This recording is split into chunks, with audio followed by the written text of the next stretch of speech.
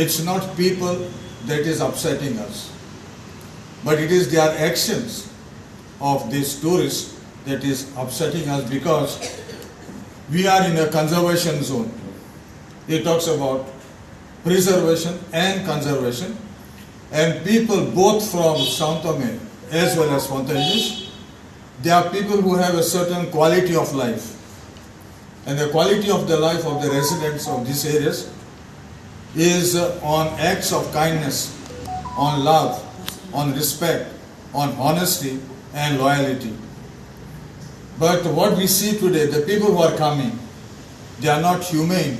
There's no humane nature at all for the residents, and it is their behavior that is shattering, and their behavior is uncivilized, uncouth, unhuman and boisterous behavior that we are now witnessing.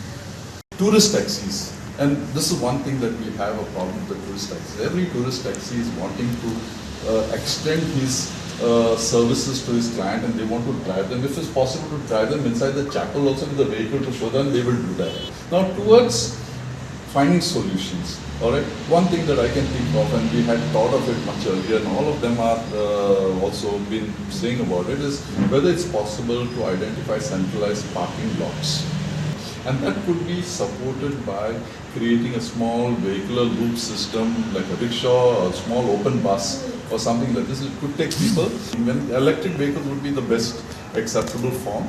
So you've got a whole length of about 3 kilometers, access from this bus loop system, and just 250 walking distance, and I think that would be the best thing over there. It could have given the residents of Fontainhas to, if they want to park their vehicles in the centralized parking lot, keep their vehicles over there and access this whole thing. We can also slowly start moving towards a walkable Fontainhas in the future.